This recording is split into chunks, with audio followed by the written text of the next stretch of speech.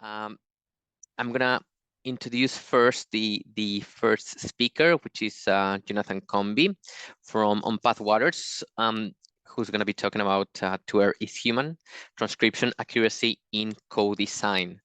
So John Combey is a public historian and researcher with degrees from King's College London and Royal Holloway.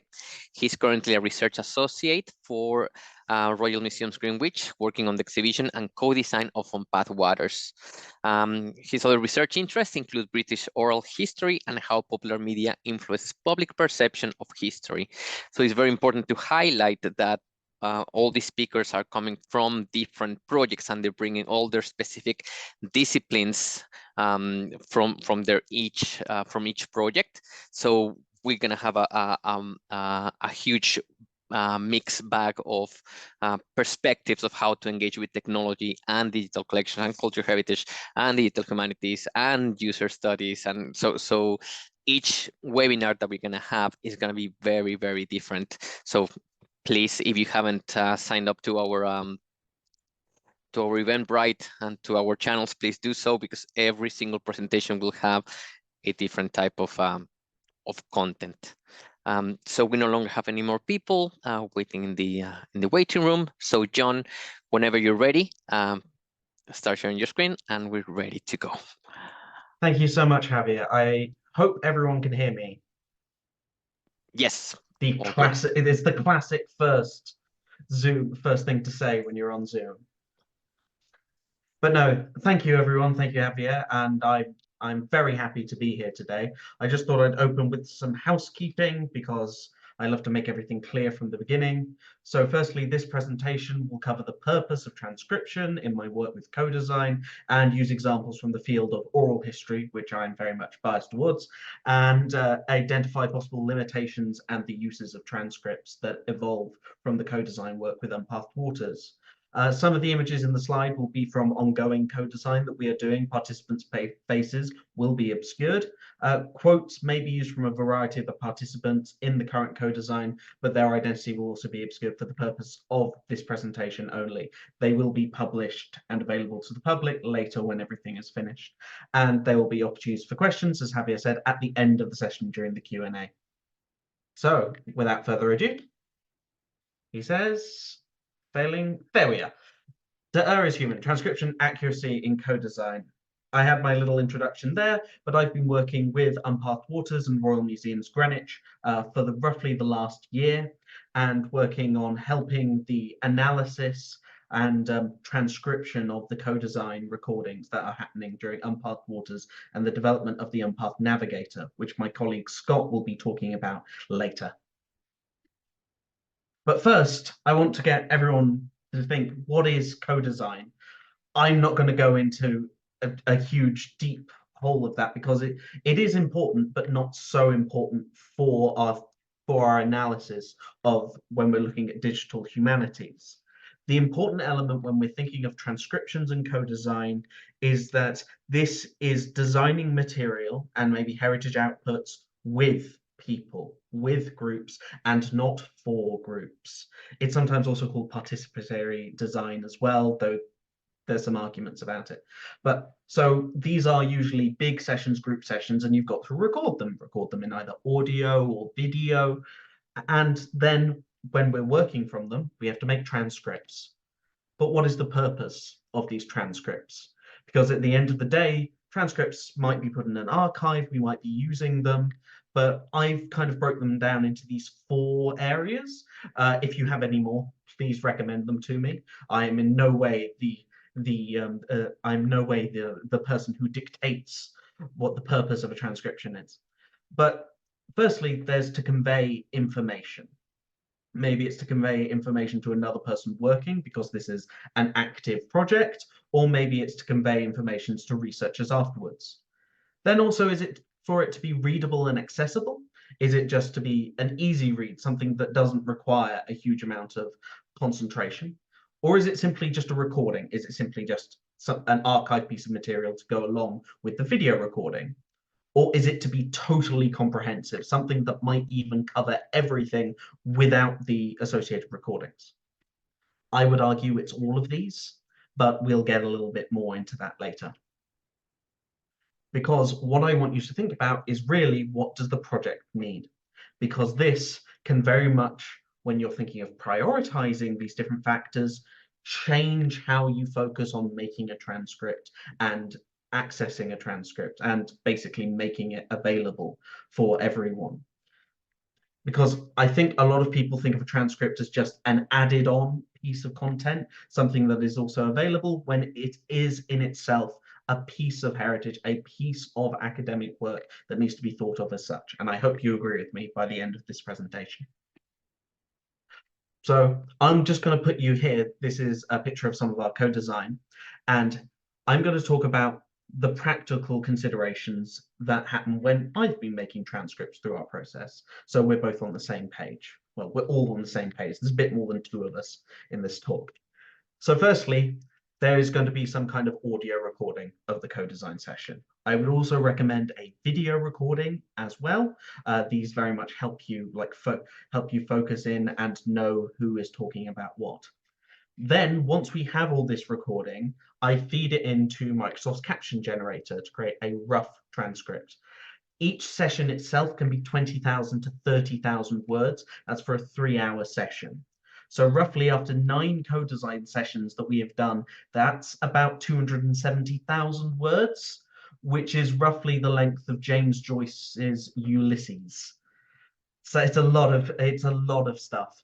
Now, you can go through traditional transcription, but especially when you're working with digital heritage, there are a lot of deadlines. There is a lot of deadlines. There are issues, especially with money, and the use of AI and AI generators for captions can be incredibly time saving and also money saving as well.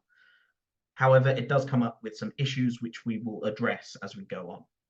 And then we can address most of these issues by cleaning the text. This is most important because the majority of AIs, when reading through transcriptions, will not specify who is saying what. So especially in co-design, it is very important to make sure that everyone at the end, every designer, is attributed for their input. So transcription is one of the most important ways we can do that, to ensure that everyone knows who has said and what is sourced from what. So I said it before, there's going to be an issue of AI. AI is a wonderful buzzword, but especially in transcription, AI has a tendency to misread and mishear things. It works very much on like RP English or RP American, so it does not like accents either. Specifically, one of our groups of co-design is working with a group in the southwest of Scotland. You can imagine the amount of problems that can bring up. AI also can't be flexible. Obviously, this is as of the year 2024, things will improve, etc. But generally, when you're in co-design, especially with heritage and digital heritage, you can have specialist terms that the AI doesn't understand because it's working off what is expected in a normal conversation. And I've got an example of that slightly later, including one great part in which one of our co-design sessions, one of our participants came up with a new word, and other participants within that started to continue to use that new word, which led my software to have a little bit of a breakdown and I physically transcribed those parts of it. And so you need to be aware of that, especially if it's just something you're thinking you can feed into a machine and forget about it. And more importantly, we're going to talk about this later, as I love to say, but AI will sometimes catch oralities and sometimes leave them out. Oralities are an element in a co-design or in a conversation that are specifically to do with things that are being said or being heard, that can add meaning or subtract meaning and change the way you're looking at something. And that is why cleaning and going through and having the human element of going through a transcription is so important. I just thought, because this is one of my favorite things to share with everyone, I would give you some examples of the AI messing up, because it's great fun and also tells you how much of a problem, but also how close the AI can get, because it does throw out rubbish occasionally, but it can throw out things that if you're not paying attention, it's just close enough. So this is the phrase said by one of our co-designers. 2 weeks ago, I was going up the rigging of a tall ship in Glasgow. You think, classic, how can you get that wrong? Well, 2 weeks ago, I Gumtree tool ship in Glasgow. Did you go and buy a tool ship in Glasgow? Or are you selling one on Gumtree? Exactly. This one is just nonsense. But next one, we have a submerged skerry. Now, for those not in the know, which included me up until the time I was doing this transcription, skerry is like a small island, etc. It can be, it usually is not large enough for any kind of inhabitants. However, the AI wasn't really aware of this, and so it was a submerged skerry. So something you might see in Halloween. But you could easily just mishear that or misgo over that if you're not paying attention. And then finally, it was obviously a little bit biased because the phrase came up during the co-design that we are not bowing down to our AI overlords, which it obviously didn't like, as it tried to frame that we are not going down to our rural overlords. But now, this is my favorite part, and this is what I really want people to encourage of when looking at transcriptions, that we can really learn here from oral history. Now, oral sources are oral sources, which is said by the great oral historian Alessandro Portelli. When we create a transcript, it turns an oral object, it turns something that we can hear and something that's being said into a visual one. And so many different meanings can be inferred from the same words. If you're saying something different, so if you think of poetry, like if you think back to English class, which you might not have liked, but in poetry, you have the volume something is said, you have the rhythm of the speaking, you have emotion, emphasis placed on different parts of the words, which can be communicated via punctuation and such, but it can be very complex. And we can try and add these interpretations in a transcription, but this can be unwieldy. I would recommend always that a transcription is something that comes with a recording itself, but this is incredibly important that you can interpret it within the transcription itself, but it should always stand with the recording. Now, this is some examples of oralities that I'm a fan of. Note, the orality is not what is written down, but more how I'm going to be saying these next couple of phrases. So these are all, sorry, I forgot to mention, all from our co-design. Yeah. So, yeah.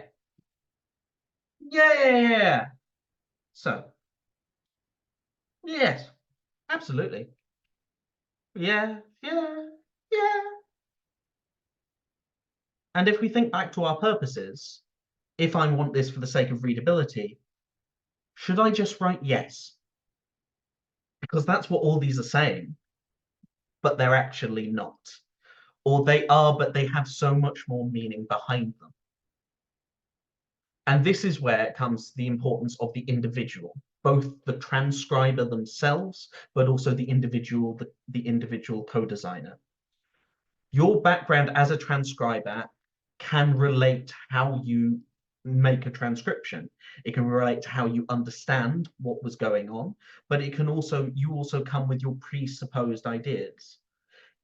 If you are present at the original meeting, I would always, at the original co-design, I would always recommend this, because do you understand the atmosphere? Do you understand the vibe that's going on between people? And also, I'm a little bit of an audio nut. So are you working with only the audio, as I love to do, but are you working with the video as well? Because video, people don't always sound how they look, and people don't always look how they sound. So again, these are different elements that all contribute towards what you end up putting in a transcript. And also when you're cleaning these texts, the AI will insert things. It will also get rid of things. Things like filler words, like etc. These might be smushed together. They might be put into different words. And as we've just established, those things can have meaning. There is a really wonderful article that these are that I've got referenced in my bibliography that I'll show later. But filler words, they have a syntactic purpose. When are we thinking of something? Are we trying to remember something? Are we trying to perhaps get our thoughts across better or disagree? And these are linguistic signposts that happen in every conversation. And when something is just on a transcript, it's very easy to discount them as not existing, especially if you want to like make it readable or make it easy to use by, say, your other co-workers on making digital humanities. You want to make it readable. You don't want 30,000 words and another and a good 2,000 of them to be because human beings don't really speak in grammatically correct sentences. I wish they did, but it creates a lot of trouble. And another just small thing to remember is that filler words can also be cultural. English has in Spanish it can be mirror. I can't say that right, and my Spanish is bad. In Japanese you have eto or nanka, and so AI is also very bad at picking these up as well if you're not specifically doing it. So always think about your group of co-designers when looking at transcript, because before we go, perspective and the importance of existing bias. You as a transcriber, you as someone who is working with these things in co-design, it is not taboo to insert your own perspective. We always do it inherently, in my opinion. But you need to be aware of it, and everyone needs to be aware of it. It needs to be recorded. There is a reason why we write who did a transcription, who was present there, because everything is effective. And I would also advocate that there are multiple versions of transcriptions that should be available. And if we look at oral history, there is a very complex but area that doesn't really come into transcriptions of co-design that I think we should be aware of, and that is the role of the interviewer, especially when engaging with traditional disenfranchised groups. So the interviewer, it might be the co-designer, or it might be the transcriber. Especially when you are like me, like if you are a white man and you are trying to basically do oral history with disenfranchised groups, it is especially a risk that because of the established literature beforehand, you almost can presume to tell people what they say or have said, which is the opposite of what co-design is. You are there to enable other groups, especially disenfranchised groups. You are not there to be the dictator of what has been said.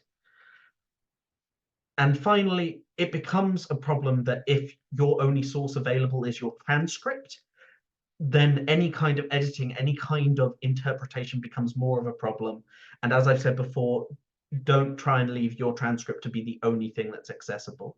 Transcript is maybe good for searching, searching alongside a recording, but these are pieces of academia, pieces of valued research, but they always work in context with the recording itself, never by itself, though we kind of, for convenience, would like them to. And my last pet peeve, if you are unsure whenever you're making a transcript, what someone is saying, what someone is written down, or what someone has said, maybe their words merged together, you can mark it as unclear. You do not have to let the AI decide for you. You do not have to let yourself or something and go, oh, I think they just said that. Something that might be clear in the room that is not clear there, you can mark it. You can then have conversations with people. You can disagree. That is the important part of when we're talking about academia. You have the same information as someone else, and you can argue your ideas of what people have said and their opinions on elements. But by basically covering up that, by putting what you think was said instead, can cause, in my opinion, numerous problems. But yeah, and thank you, and that is time. Thank you very much for listening. I very much would recommend, this doesn't require an academic email, but filler words and floor holders, The Sounds Our Thought Makes by Delaney, is available on the JSTOR daily blog. It is a really wonderful read if you want to get more into the importance of linguistics and oralities in oral histories. And again, anything by Alessandro Portelli as well, in terms of oral history, the oral history reader. It's a really wonderful read, but it's also a really wonderful perspective when looking at, oh, what can we learn from oral history, especially when things are becoming more digital and more digital and more reliant on individual perspectives. But yeah. And if you would like to get in touch with me after the recording, after the session, my email is jcombey@rmg.co.uk, and you can also find me on Twitter, or the platform currently known as X, @JohnCombey. Thank you so much.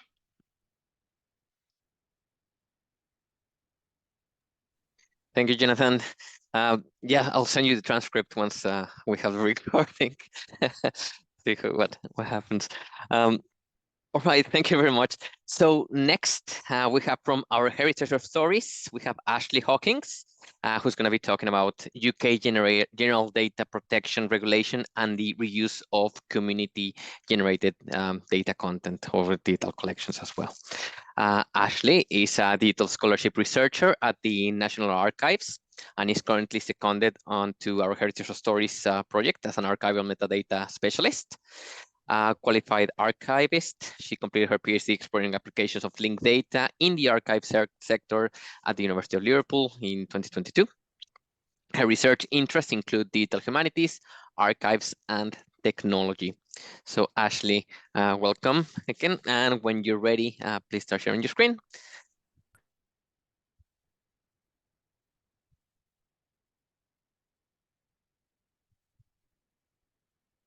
Good afternoon, everyone. Thanks, Javier, for that introduction. You've said everything that I was going to say about myself, so I'll just get straight on with what I want to say this afternoon. So I'm going to be talking about Our Heritage, Our Stories, which is a project that is linking and making searchable community-generated digital content to develop the People's National Collection. So Our Heritage, Our Stories, or OHOS, as we like to call it for short, is a multidisciplinary partnership between the Universities of Glasgow and Manchester and the National Archives, where I'm based. OHOS has many objectives, and it has a lot of synchronized but asynchronous moving parts, with the overarching aim to develop approaches to open, link, and share community-generated digital content to make it more discoverable and more easily accessible. At the University of Glasgow, colleagues in the Archives Lab, led by Lorna Hughes with Abby Glenn, Rhiannon Lewis and Rebecca Rosenberg, have been undertaking research to establish the life cycle of community-generated digital content and developing a lot of relationships with community groups to encourage collaborative participation with OHOS and enable the co-creation and curation of digital content. Also at the University of Glasgow, the Linguistics Lab, led by Mark Alexander with Ewan Hannaford, has been exploring linguistic and dialectical variety within community-generated digital content, using the data that we have been bringing together to study language as a heritage object in its own right. At the University of Manchester, the History Lab, led by Hannah Barker with Stefan Ramsden, has been building case studies demonstrating how community-generated digital content can address themes in modern British history, and they've been exploring the ethical and legal challenges relating to the use of community-generated digital content in the context of historical research. The AI Lab, led by Riza Batista Navarro and Goran Nenadic with Yusuf Benkada, has been developing a natural language processing pipeline using named entity recognition to identify named entities within community-generated digital content, so such as people, locations, dates, and events. And where possible, they've been linking them to a Wikidata entry.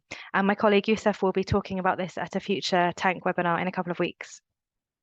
So I'm going to focus today on work we've been doing here at the National Archives, where we're led by John Sheridan, and we have been developing approaches to aligning and enriching heterogeneous metadata from community groups and building a search interface with a suite of visualization tools that will enable users to interact with the enriched metadata the project has been creating.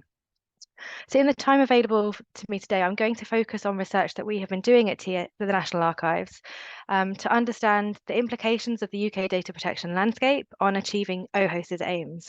So first, I'm going to explain in a bit more detail what exactly community-generated digital content is and provide some basic information about the UK General Data Protection Regulations. Then I will outline the results of a personal data risk assessment activity, which surveyed approximately 100 collections of community-generated digital content. And then finally, I'll come back and situate these findings within the specific context of the National Archives' role in OHOS, as shaped by its specific legal mandate. So community-generated digital content, or CGDC, as I'm now going to refer to it, is community-sourced or owned archival content in digital form. CGDC can be the digital representation of the archives of a community-run organisation. It can be items that are owned by an individual, or it can be material that is held in an archive or local history organisation that has been digitised and made publicly available by members of the public. Most cultural heritage CGDC is curated around a specific location, historical event or topic, or around the activities of a specific community or a community group. CGDC is heavily image-based, and the majority is a digitized surrogate of a physical object rather than an object that was born digital. A few examples of the community groups that we've been working with are on the screen. OHOS aims to bring together this community-held and generated digital content and situate it as part of a national collection. Data, specifically metadata relating to CGDC, is collected from community groups and then aggregated and enriched. The CGDC itself isn't being aggregated by the project. So instead, where possible, URLs will enable users to journey from the metadata shown on the OHOS search interface back to the digital object as it is presented on the community group's own website. So over the past 20 years, there has been a flourishing of CGDC with extensive financial and intellectual investments in the creation of CGDC across the UK and beyond. However, CGDC was also described as critically endangered in 2021 by the Digital Preservation Coalition in their global list of digitally endangered species. Reasons cited for this were varied, but they included a lack of funding, the absence of a preservation mandate in digital legacy planning, and commonly a dependence on a small number of volunteers. Research undertaken as part of OHOS, however, has identified a further threat putting CGDC at risk of extinction, namely the inclusion of personal data and the challenges that this presents to sharing, reuse, and aggregation within the current legal framework. And I'm going to focus on this for the rest of today's session. So very briefly, the Data Protection Act 2018 is the UK's implementation of the EU's General Data Protection Regulation. I'm going to refer to these collectively as the UK GDPR. The UK GDPR establishes principles for processing personal data, which everyone using personal data must follow, unless they're doing so for personal or household purposes, for national security purposes, or under the Law Enforcement Directive. The GDPR is only applicable to the processing of personal data relating to identifiable living individuals or natural persons. So it doesn't apply to information relating to bodies or organizations, and it doesn't apply to those who have already died. What makes an individual identifiable can include, among other things, their name, identification number, such as a national insurance number, location data, or an online identifier, just to name a few. The UK GDPR doesn't prohibit processing personal data. Instead, it provides a legal framework within which personal data can be processed in a way which balances the rights of individuals to data protection against the interests of organizations and public bodies in processing data to carry out their functions. Those processing personal data must have a lawful basis for doing so. And there's a range of lawful bases, which include consent, contract, legal obligation, vital interests, public tasks, and legitimate interests. And you have to be able to explain how one of these legal bases would be applicable. So any processing of data containing personal data must be undertaken in accordance with both the 7 data protection principles and also within the spirit of the UK GDPR, as broadly interpreted. So there are additional restrictions for processing special category data, and this includes data revealing or concerning racial or ethnic origin, political opinions, genetic and biometric data, and data concerning an individual's sex life or sexual orientation, among others. So from our experience of CGDC, we knew that a vital element of the rich and diverse landscape of CGDC is the information relating to identifiable individuals, both those from antiquity and those who are still alive today. However, we required a deeper understanding of the personal data present in the metadata describing CGDC generally, and in specific collections of CGDC which we hope to be working with. So this included the need to understand the extent to which CGDC metadata contains personal data, what kind of personal data is captured, how it was gathered, and what lawful basis the community group has to process the data. Moreover, we needed to be able to assess the risk to us of working with metadata for specific collections of CGDC. So to meet these dual aims, we undertook a survey of over 100 community groups based on their websites, which have been identified through the Archives Lab's landscaping research to assess the risk associated with processing the metadata included. This risk rating took into account 2 main factors, so the presence of personal data and the provision of privacy information. Based on this information, we then applied a risk rating from no risk, where no personal data was found to be present, to low risk, where there was minimal personal data and adequate privacy information, right up to very high risk, where special category data was found to be present and adequate privacy information was absent. So risk ratings were calculated for 90 community groups based on an examination of the metadata describing CGDC and additional information available on their website. We found that for an additional 20 community groups, it wasn't possible to calculate a risk rating for a range of reasons, including that the search facilities provided on the website weren't adequate to be able to undertake kind of the detailed but also summary types of search that were required. And also the fact that some websites in the time between them having been identified to the research being undertaken were no longer accessible and available online.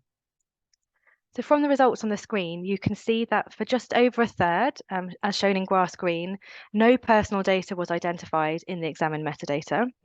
Over half were rated as medium risk, which is shown in yellow, and only a handful were found to contain special category data and thus rated either high, so in the dark green, or very high risk, shown in the dark blue.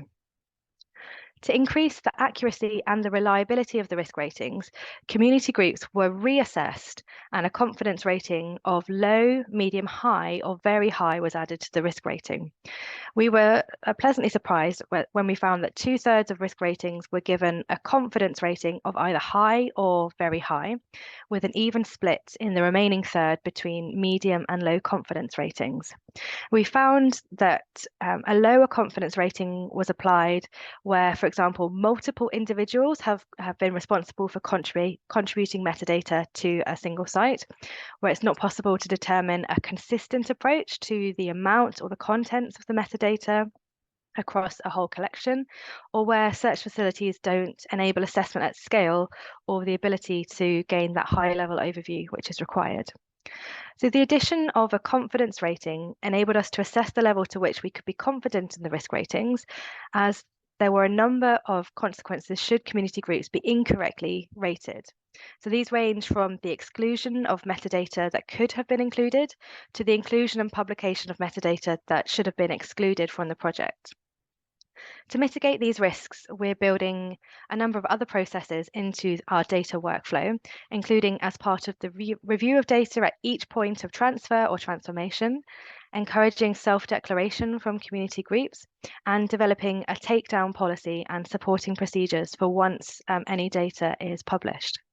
So these help us to both increase our confidence in the risk rating process and also reduce our reliance upon it, framing the risk rating as one strand of a broader and more comprehensive risk assessment process. From the risk assessment research, we established that in the majority of cases, minimal personal data was found within the metadata. Most commonly, this was the names of people in images or oral history interviews, or the names of contributors, creators, copyright holders, and so on. So a name in itself may not necessarily constitute personal data, as it may not be possible to identify a specific individual from the name alone. However, it may be possible to identify that individual in conjunction with other information. So, for example, if displayed alongside the digital object, including an image of the individual, or in combination with metadata relating to other digital objects that could be surfaced through the search interface. So, for example, in the image that you can see on the screen, which contains information relating to two people who are deceased, and I add that this doesn't constitute personal data because of that. The image itself contains data that would be considered personal data were the individuals alive, such as their full name, their year and place of birth. However, the metadata for the object includes the title as shown on the screen, namely copy of passport visa photographs of John Hubbard's parents, which doesn't even list the names of the individuals, together with the date of creation, the name of the creator, and the owner. So in this instance, were the individuals in the image still living, the metadata wouldn't constitute personal data, but personal data would be included within the digital object itself. So therefore, although OHOS is only gathering and providing direct access to the metadata, it is necessary to be conscious that users could easily access personal data elsewhere that could be combined with the data made accessible via OHOS to make an individual individually identifiable. So in our research, we found that examples of more extensive personal data included further biographical information, location data, perhaps a job title, address data, and date of birth. But only one collection of CGDC was found to occasionally include this more extensive personal data within its metadata, without also including special category data.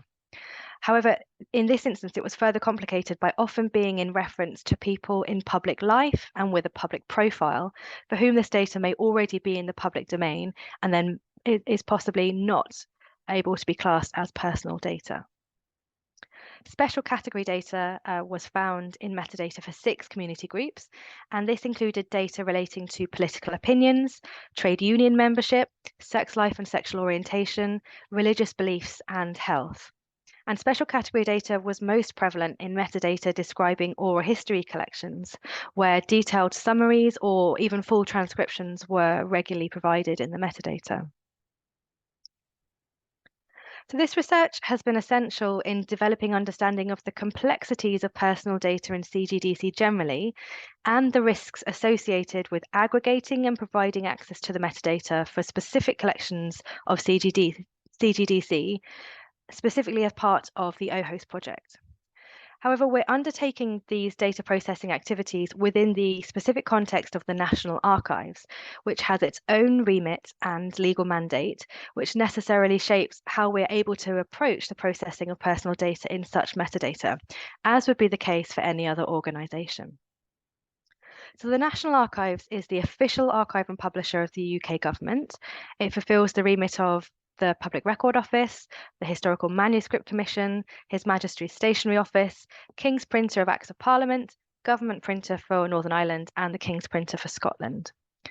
The National Archives' powers to collect and make publicly accessible both records and information about records derive from the Public Records Act 1958 and associated legislation, which, among others, sets out responsibilities to safeguard, select, transfer, and preserve public records.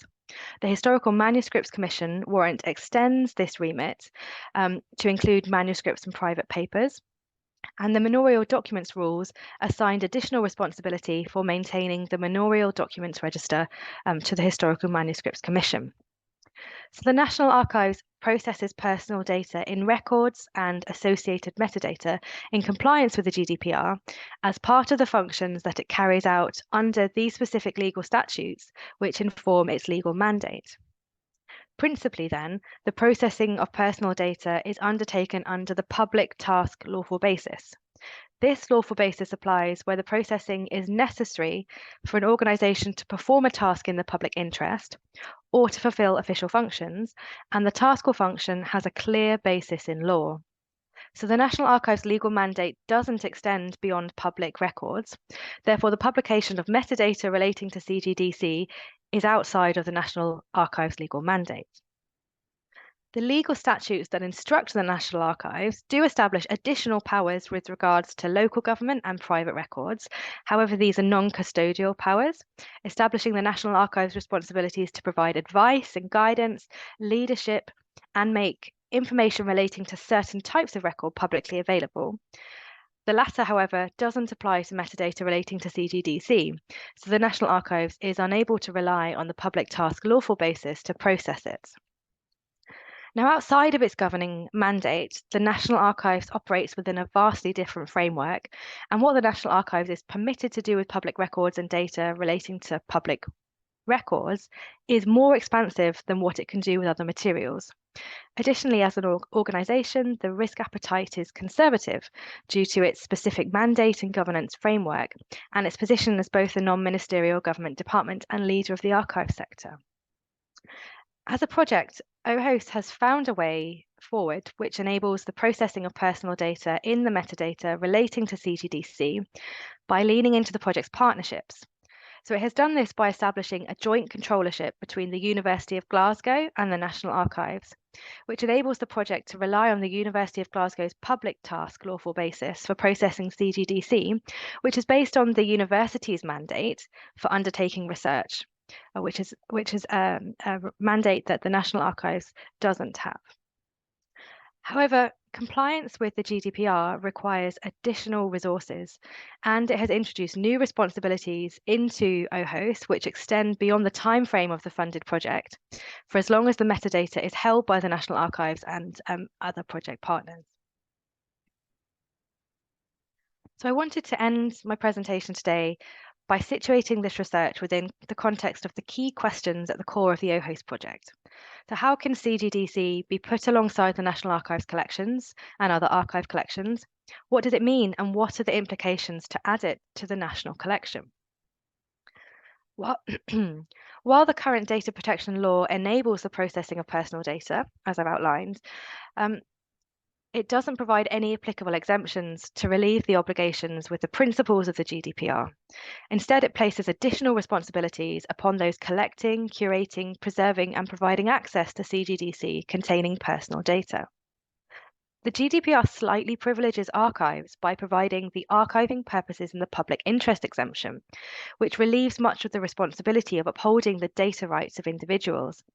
However, in the law, archiving is narrowly defined, and it reflects traditional concepts of archiving to include activities such as, to quote the Data Protection Act 2018, Recital 158, acquiring, preserving, appraising, arranging, describing, communicating, promoting, disseminating, and providing access to records of enduring value for general public interest. Now, as a project, OHOST is describing, communicating, promoting, disseminating, and providing access. However, it is processing metadata describing records, some of which records may be of enduring value, but with working with metadata rather than undertaking activities that secure the permanent availability of such records. Therefore, the archiving purposes in the public interest exemption isn't applicable to the aggregation and publication of metadata relating to CGDC. Moreover, the archiving purposes in the public interest exemption doesn't support the activities of those doing less traditional forms of archiving, including the curation of digital content, such as that created by the community groups that we are working with.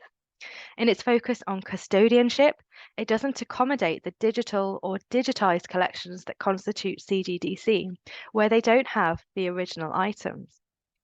It also doesn't accommodate the model of post-custodialism adopted by the OHOS project to ensure that community groups retain ownership and control of their CGDC in our model of collaborative participation.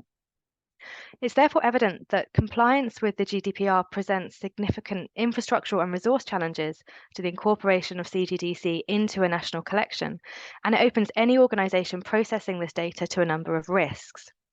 The added duties and responsibilities associated with processing personal data and the potential penalties of failing to comply with the GDPR risk organisations electing to exclude CGDC relating to the period from approximately 1920 to the present day, just in case it contains personal data as a means of mitigating these risks.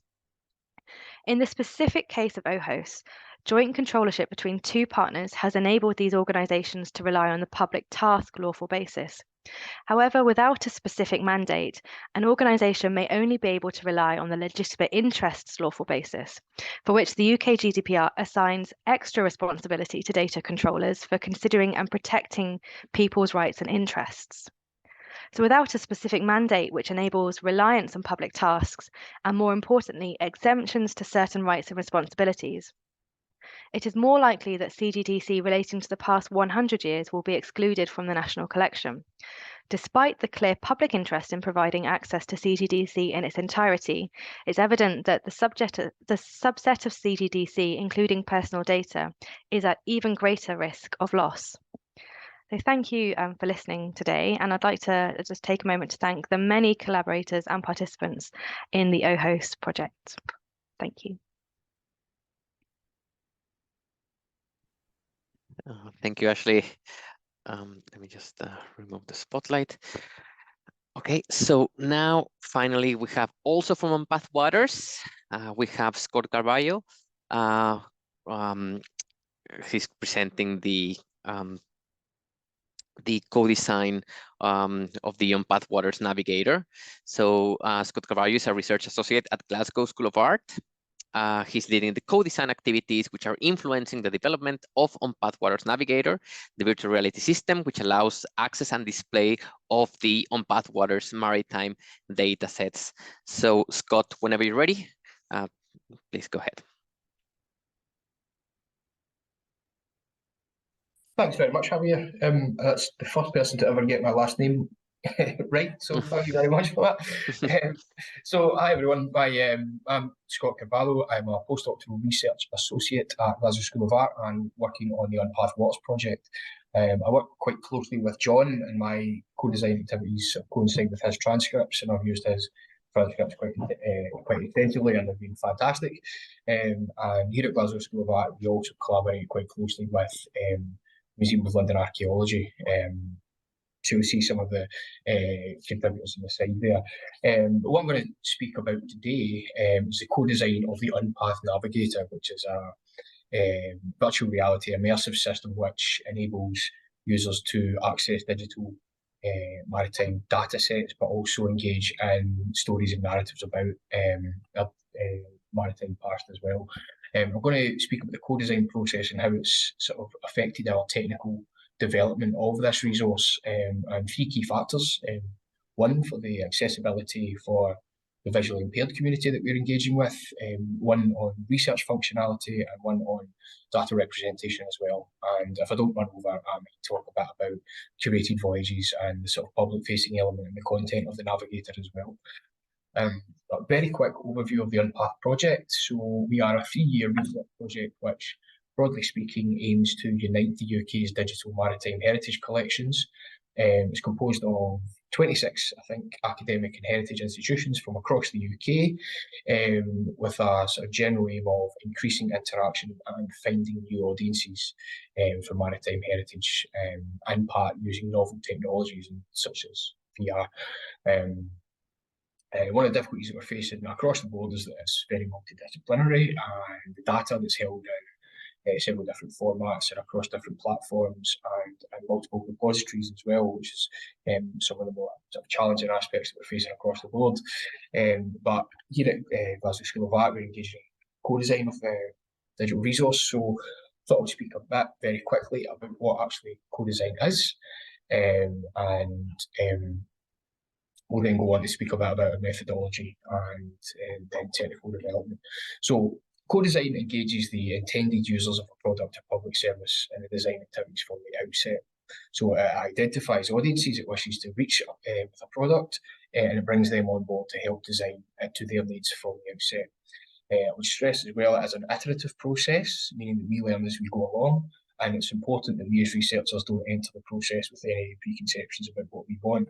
And my colleague, Professor Stuart Jeffrey, who is the lead on the co-design of the Navigator, is very keen that we adhere to those guidelines and that we take all the directives from our co-designers and sort of genuinely have an interest in what they have to say, and that we as researchers don't impact the process too much, and we keep that impact element. So just very quickly again, what it is that we are actually co-designing. So we are responsible here at Glasgow School of Art and the Museum of London Archaeology and National Maritime Museums for the co-design of this virtual reality immersive experience, and we're hoping that it will tell stories of our maritime heritage, but it will also be used as a research tool and explore the value and the limitation of the technology and using it as a research tool for professional researchers, particularly within maritime heritage across the several fields within that. Our participants our co-designers are helping us to design all aspects of the Navigator. So that's from influencing technical development as well as functionality of the virtual reality environment, and also the content as well, the historical content as well. And that's sort of through several rounds of designing and testing throughout the process. So who we're actually co-designing the Navigator with is an important aspect as well, of course. And the three groups that we've chosen actually sort of quite closely relate to the wider aims of the Unpath project. One of them being that it needs to reach new audiences for maritime heritage, and the other being that it wants to be used as a research tool. So we're engaging with a group of cross-disciplinary maritime researchers across several fields. So we have maritime historians, we have maritime archaeologists, we have paleo landscape researchers on board as well. And we're hoping that this group can sort of help us gain insight into how to access maritime data in a way which is meaningful to maritime researchers using virtual reality, and see sort of what sort of possibilities there is according to research through the use of VR. We're also engaging with a group of heritage users from non-coastal communities, again sort of seeking to spread maritime heritage to new audiences. And one of the things that's quite common across the board with maritime heritage is that maritime heritage assets, particularly physical assets in museums and other exhibitions, are sort of on the coast. So we're looking to engage with those from inland communities who don't necessarily have access to maritime heritage, and see if digital resources can help that. And we're engaging with a group called Galloway Glens, who are a landscape partnership in the south of Scotland, who do quite extensive and meaningful outreach work, heritage outreach work with many volunteers. We've been engaging with them for over a year now, and it's been very fruitful. And the last group, but certainly not least, is a group of visually impaired people as well. And with this group, we are hoping to bring maritime heritage to a group who have been traditionally sort of overlooked or ostracised within digital heritage, and also physical heritage as well, because many heritage assets, of course, are visual in nature. So we are sort of seeking to explore the possibilities of VR in terms of how it might relate to visual impairment. And I would say as well, with a group of visually impaired people as well, there's many different degrees of visual impairment, and there's many different types of visual impairment. So we aren't, of course, able to cater for all. In particular, people who have severe sight loss or who are registered blind, VR might not necessarily be the most useful technology for that sort of thing. But people with sort of minor to moderate sight loss or sight impairment, the technology has so far been quite useful, and the results have been quite encouraging. And I'll just quickly direct you to the right-hand side of the screen, which is the Unpath'd values framework that was developed by colleagues at Museum of Archaeology. And these are the sort of values that we sort of seek to stick to through our research activities across the board in Unpath. And you can see we're seeking equity, we're seeking connection with people, empowering people through collaboration, seeking to be as adventurous as we can, as well as being reliable and sustainable. But just as that pertains to the co-design methodology, I think a few of them do them pretty well. So it's worth noting that as well. But sort of some of the key challenges to co-design, particularly on a technical resource, is engaging non-technical audiences, and I include myself in that, with designing a technical resource. We've developed a methodology sort of based on leading scholarship in the fields of participatory design, human-computer interaction, and digital heritage as well. And it starts as a very sort of general discussion across all three groups. We've sort of engaged in the same process, more or less. And we start with very general discussions with participants of their interest in heritage, understanding of VR technology, which moves on to discussions and demonstrations of the technology, and sort of familiarising people with the technology and getting their general impressions, and actually then allowing them to form ideas on how this might sort of fit into the aims of Unpath, and then move on to sort of more aesthetic design activities, so how this virtual environment might sort of look and feel. And co-designers were asked to describe the system that they were imagining at this stage in the process using sketches and diagrams, and sort of then moving on to more specific questions around navigability in the technology and sort of different modes of interaction that they might like. This included actually the use of a bespoke interaction demonstrator that our developer Maria was able to create, and it turned out to be very useful. And we then sort of move on to testing sort of more intricate prototypes, and sort of generally as we've moved through the process, we've been able to sort of expose people to the technology a bit more and become sort of more technical in our design towards the end of the process.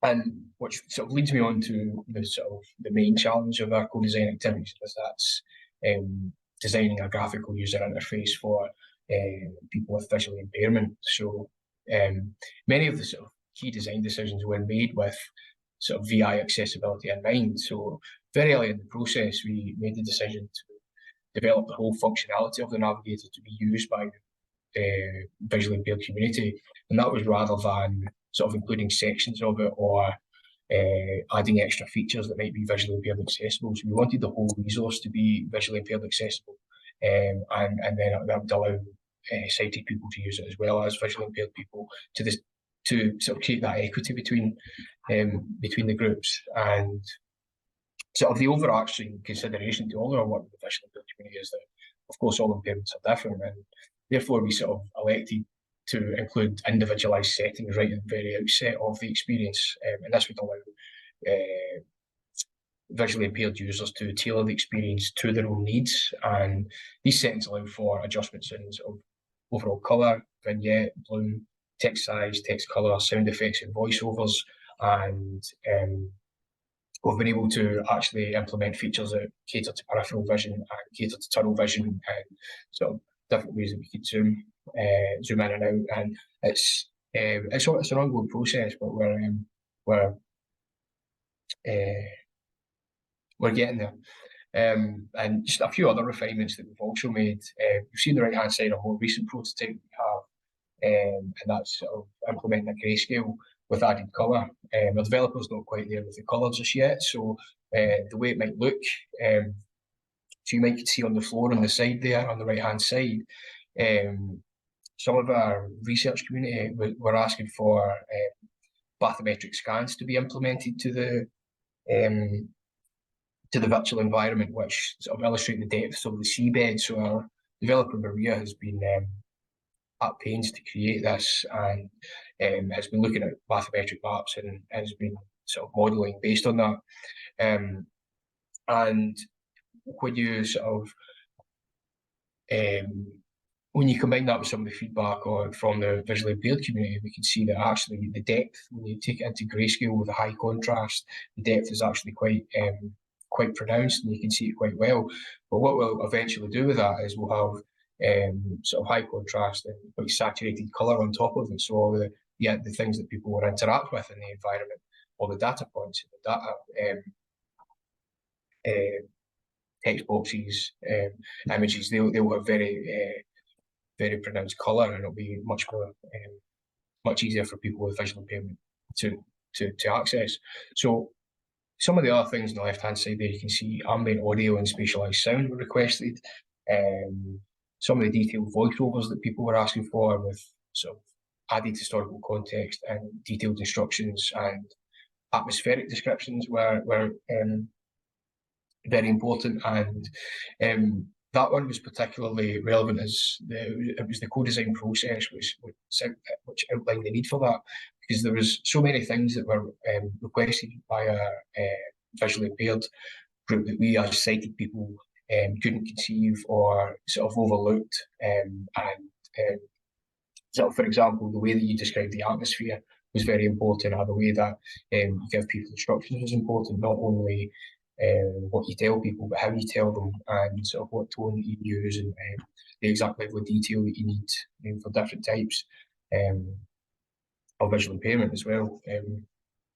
So we've also been looking quite closely at research functionality in the co-design process, how we actually search Unpath'd digital datasets. So on both search functionality and thematic search and so on, thematic routes through the data were coming through quite clearly in the co-design process. But from the search functionality, people are looking for activity rather than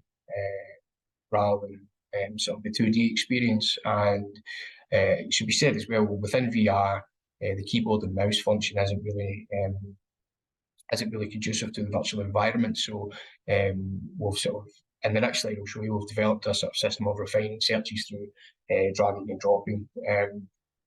And some of the thematic themes that you see on the right-hand side there have came through quite strongly in John's transcripts. So a sense of place comes through quite clearly. People are looking to search the data sets on things that are, of course, pertinent to them, so their own locality, their own family connections. People as a theme came through quite strongly, and sort of sub-themes of slavery and migration came through strongly, and as did crew and passenger lists. Industry and warfare was popular, but so also was technology. And the final one there is quite important that we're working on at the moment, is searching by cargo type or individual material. And this was came through very strongly with our research community. So some of our prehistoric researchers were looking for flint, the movement of flint, and other ones from more recent historical time periods were looking for how coal has moved around in the North Sea, for example. And we're looking at sort of thematic routes through the data that can illustrate that. So this is a sort of display of a very early prototype that we had, and when we were experimenting with different ways of refining the data and searching in the absence of a keyboard and mouse. And one of the ways that we sort of came up with to search by location was to use shipping forecasts and use our data points geolocations to refine the data. So if you wanted to search for the Irish Sea, for example, you would drag from here and put it on the board on the side, and then you would look at certain themes and sub-themes that you can see on the right-hand side there. So for example, I've shown there the people theme, which is right in the middle, and then the sub-themes pop out around it. So for example, slavery and migration is there, crew lists are there, and if you wanted to sort of look at different types of vessel that might be in the Irish Sea, you could look for whatever submarines are there, that's a theme, and it would come up with results. So those are some of the sort of early iterations of prototypes, and they were based on sort of some of the decisions that were made in the co-design sessions. We've also been looking quite closely at how we display the search results in VR as well. So on the bottom left-hand side there, you'll see it's a screenshot of the Unpath'd portal. And this is a digital resource that's been worked on by the Archaeological Data Service at the University of York. For its own purposes, it's a fantastic resource, and I'll put a link to it at the end. But within a virtual environment, the 2D 2D representations aren't really all that implementable. So as I mentioned earlier, people were looking for activity and moving around in a virtual environment. So being able to sort of create a map of the UK and posit search results based on the geolocation. And one thing we're also looking at doing based on sort of co-design is implementing verticality results on a Z-axis as a way of sort of displaying chronology. And what we're hoping for is that when results come in for whatever search that you might implement, the verticality will add a sort of layer of immersion, and there will be results all around that you can grab and bring in. Some people also ask for a bird's eye view as a way of, sort of zooming out and able to refine the data. And I don't know if you can see in the right hand side there, there is some of them are highlighted in pink. So if you zoom out, you can then refine your search results, click the magnifying glass and everything else disappears, and you can look at whatever records it is that you've highlighted. So as I say, these are early prototype images, and the aesthetics are being worked on as we speak, but the functionality is coming through quite strongly now. And we're currently working on synthetic data, and I should stress that at the moment. We do have access to the wider Unpath'd digital data repository, but we're currently working on having that implemented into VR at the moment, and we're hoping that once we have sort of access to the wider data set, then the population of the virtual environment through with all the records will be quite an aesthetically pleasing aspect of the Navigator as well. But I think I have a couple of minutes left, so I'll quickly go through what I'm working on at the moment is curated voyages, and so I'm talking a lot about the co-design of this immersive system as a research tool and as a visual, as a visually impaired aid or visually impaired resource.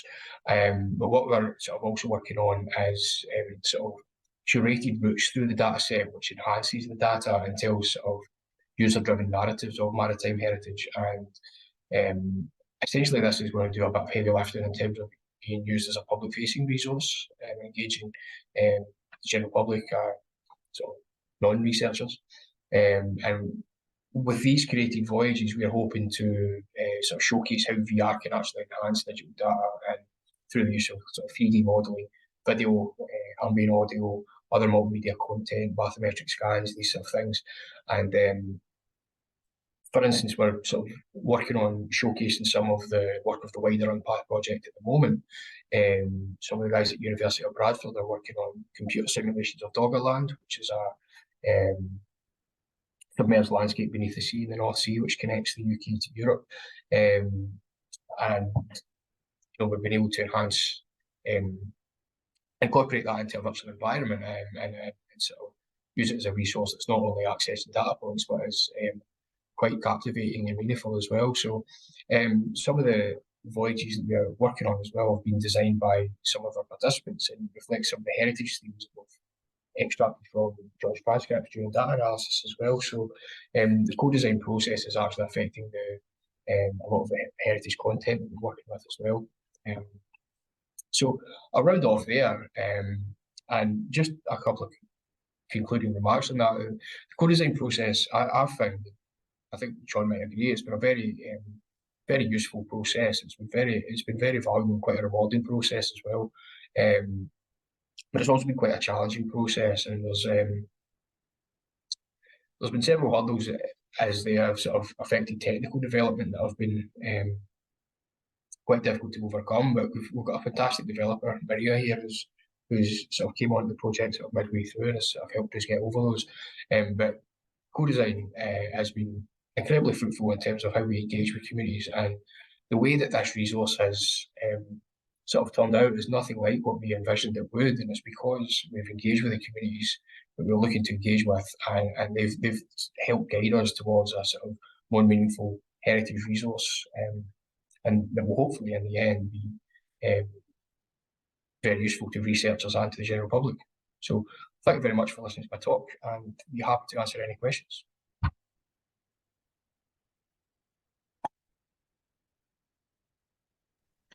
Thank you, Scott, and thank you everybody again for all your presentations.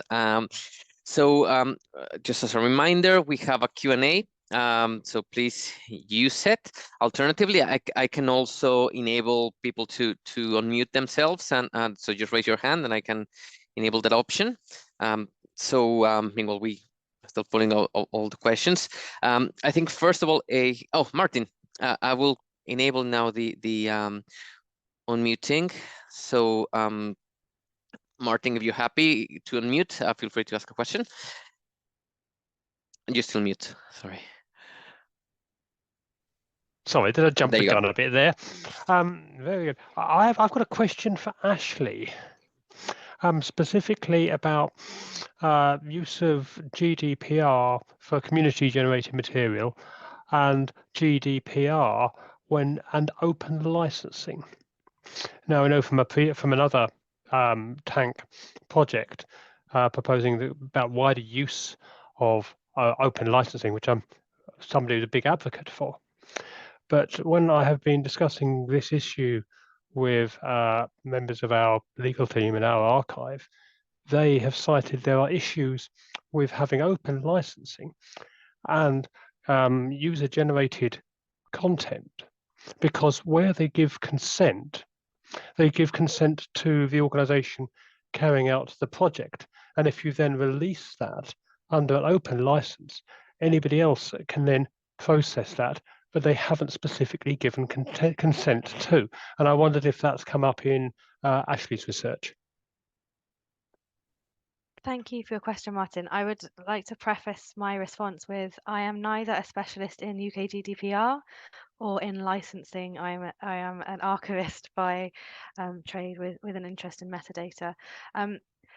This hasn't come up in our project to a great extent beyond the understanding that there is a friction between the licensing framework and GDPR, in that there are concerns around, my understanding is that personal data cannot be licensed, it cannot be copyrighted. It's personal data, so you can't apply a licensing regime to it, would be one thing to be thinking about. And also consent, as you say, is specific. Consent is given to a specific organization. You cannot reuse consent without going back to the person who gave consent and re-consenting them. So the approach that we have been exploring with OHOS, where we are taking personal data from community groups. They have, the community groups have sought consent from these individuals, and we are using it. We are using the data without going back to these individuals and repeating the consent process. Instead, we are putting a rigorous kind of governance framework in place, a governance regime in place, which involves having privacy information made available publicly, having a takedown policy so that if anyone wants their data to be removed, we can remove it, only using the minimal amount of data that relating to an individual that we can for our means. So we're going by the various data protection principles in the way that we are working with the personal data. Part of the issue there is, as I understand it, is you aren't licensing the personal data. You're licensing, say, a photograph that somebody has taken and contributed, or a piece of oral history that they've contributed. But their personal data accompanies that as part of the metadata.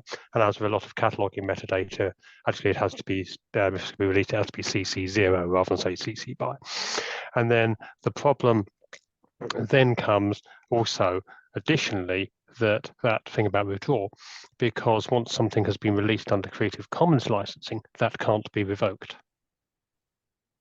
It's an interesting legal point, and I think there's two pieces of legislation butting up against each other here, and I think it needs sorting out by some clear guidance on, firstly, on consent, and possibly revision of exemptions under GDPR, because that is actually going to hold back a lot of community-based heritage projects. and ensuring that data can be reused in the future. Yes, yeah, exactly. Yeah, I think we all agree, and I think it's also the alignment of copyright licensing and access. So I think the benefits is the integration of this data and the pipelines that we establish around, with the workflows and pipelines that we establish around that. So yeah, so exactly what I think most projects have been highlighting, especially Ashleigh, is that connection that coming from specific archives, and then what happens when you connect it, and the linked data on its own, or the data on itself, start making that the completedness of the data starts making more and more detailed sets of information. And which is the kind of the next question I wanted to ask.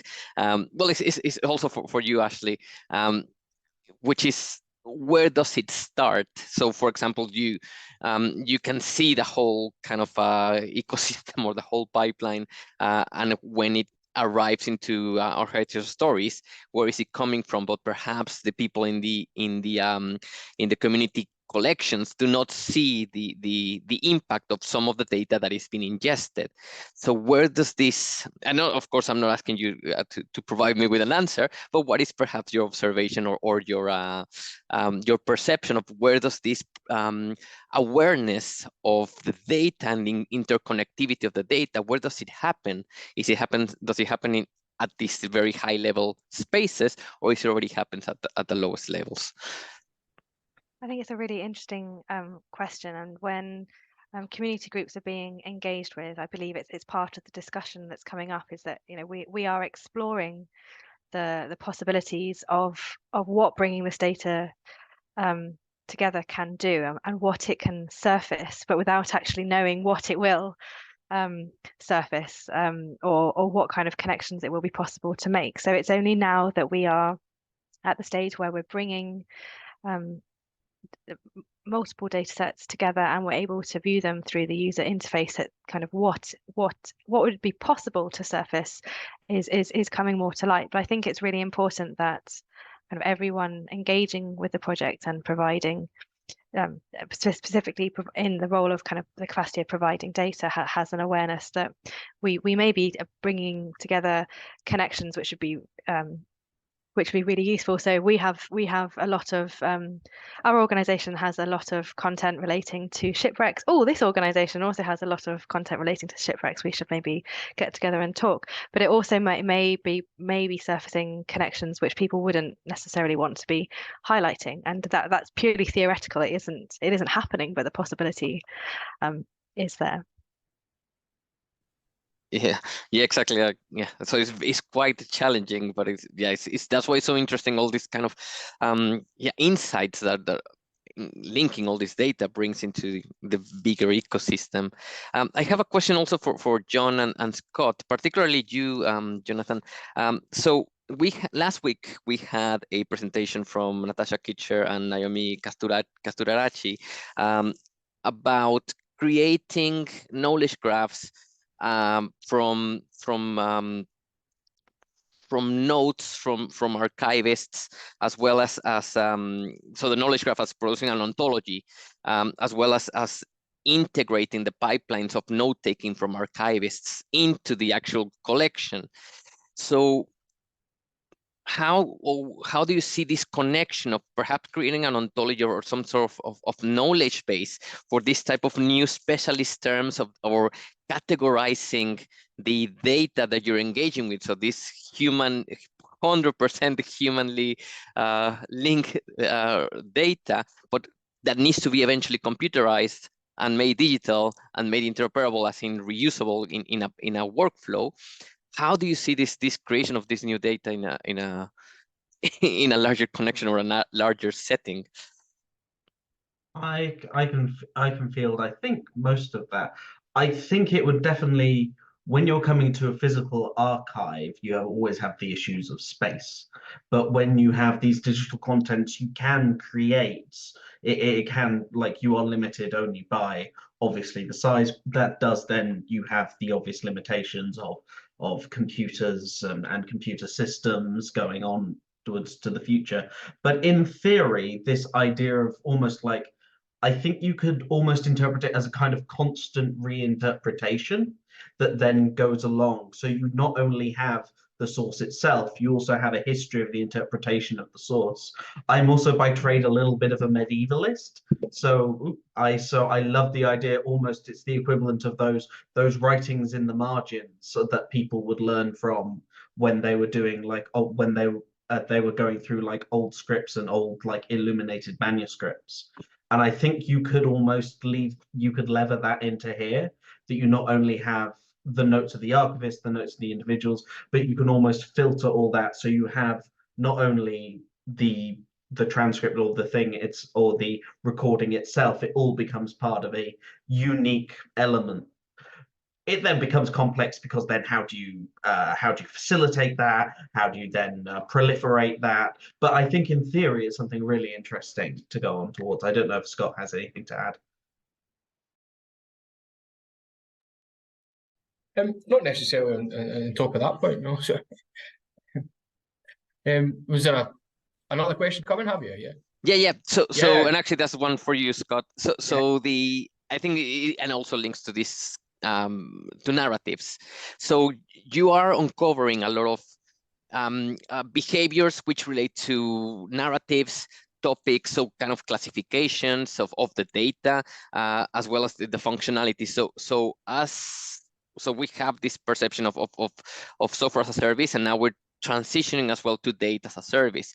So a lot of the data, or a lot of the behaviors, sorry, not the data. So a lot of the behaviors that you encounter in the co-design practices, I will guess that eventually could not be solved because the data is not there.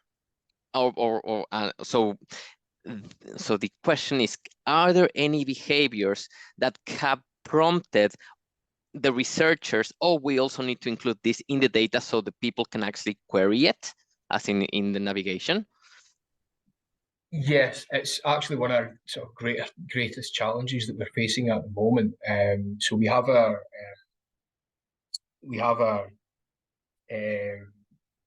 virtual reality developer, Maria, working on actually developing the virtual resource, but we also have a sort of back-end developer who's working on the data set, and it relates to how things are tagged and how things are tagged in terms of time period as well. So sometimes the way they're tagged might be sort of medieval, and sometimes the way they're tagged might be 16th century or 15th century or 13th century, and that becomes quite difficult. But what also becomes incredibly difficult is tagging by theme. So, for example, one of the themes that came through quite strongly in co-design was slavery and migration, but the records of slavery and archaeological records, for example, are quite minimal, even though it's quite evident that the process, the practice was proliferated through the sort of 18th and 19th century. It's not necessarily reflected in the historical or archaeological records at the time.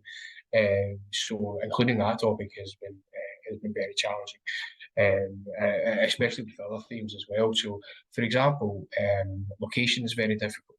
So the word port comes up quite often, but sometimes the data set returns Port Street and it's in the middle of Stirling or somewhere along those lines. So actually quantifying by location has been very difficult, and it's something that is very important to a lot of our co-designers, because not only do they want to know about, so for example, in Galloway, smuggling is a very popular topic, because we're one of the fairiest people in the southwest of Scotland, but it's not necessarily reflected in the data set. But what people are also looking for is to know not only about ships who are engaging in such practice, but where are they coming from, where are they going. So location is very difficult in terms of, so how do you refine by just somewhere that is a ship that is going to several different places and it's going to, it's going on journeys for, periods of years or months and years. Actual tagging of the data becomes very difficult, and relating that to the co-design is a very difficult process. Yeah. Perfect. Yeah, thank you. I wonder if there's any questions from the people who are still here. Okay, so thank you to all our 3 speakers. Thank you to Unpath'd Waters, and thank you, Heritage of Stories,